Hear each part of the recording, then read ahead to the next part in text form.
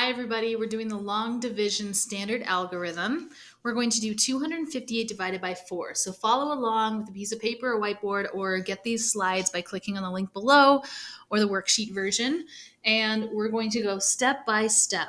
So we are using the steps DMSB, does McDonald's sell burgers, and it is divide, multiply, subtract, bring down. We're using this 4. So when we divide, multiply, we're using that 4. And we're trying to figure out how many times 4 can go into 258 or 258 divided by 4. So we're starting with the first digit, or the one on the left, as if you were reading a book. We go left to right, and we're going to divide. So the first step would be 2 divided by 4, but you can't actually do that because 2 is smaller than 4. So it'd be like if I had 2 candy bars and I'm trying to give them to 4 friends, I can't divide those up evenly without breaking them apart. I need a number bigger than 4 to start with. So I'm just going to combine the 2 and the 5, and I'm going to do 25 divided by 4. So to do 25 divided by 4, basically you're seeing how many times can 4 go into 25 without going over. I like to use skip counting. It is the fastest way for me, and it stays there. You can look at it later. So if I skip count my 4s, I'm seeing how many times can I do it to hit 25. Or if you don't hit 25, which we won't, what's the closest you can get? And there it is. And you can always check by saying, oh, I went over. So 4 can fit into 25 1, 2, 3, 4, 5, 6 times. 4 times 6 is 24. So that's the closest we can get.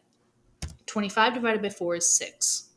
Now we're going to have a little bit left over, and that's what the other steps are for. So our next step is to multiply to figure out, okay, how close to 25 did we actually get? 6 times 4 is 24. That's what we were talking about earlier, that we got close to 25, but not all the way.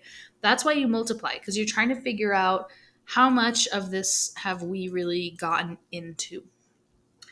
6 times 4 is 24. That was our red step. So now we're trying to figure out what's left over because we didn't hit 25. We got close. So when you're trying to figure out the leftover, you always subtract.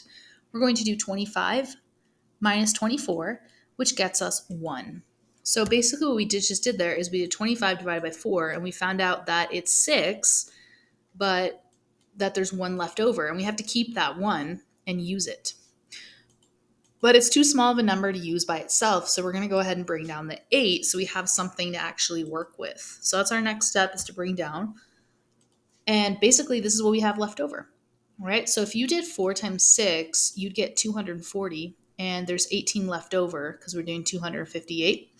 So now we're just going to do 18 divided by 4 and kind of see what our next, how close we can get and what's left over then. All right, so 18 divided by 4, again, you're just counting your 4s and seeing how close can I get to 18 before I go over. This is the point where we go over, so it doesn't count. So how many times can you fit 4 into 18? 1, 2, 3, 4 times. Put the 4 up here.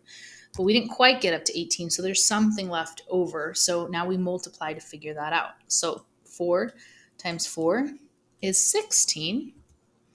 And then you subtract to find what's left over, which is 2.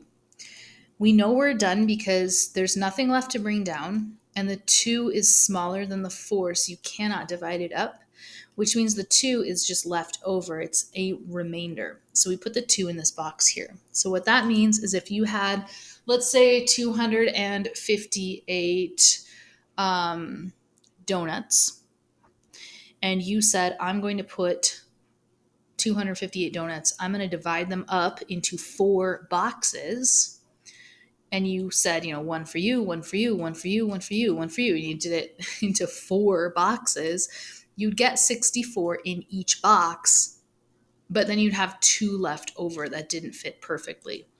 It also means if you want to double check this, if you did 64 times 4, you would not get 258. You'd get 2 less. 64 times 4 is 256 because of that 2 right there.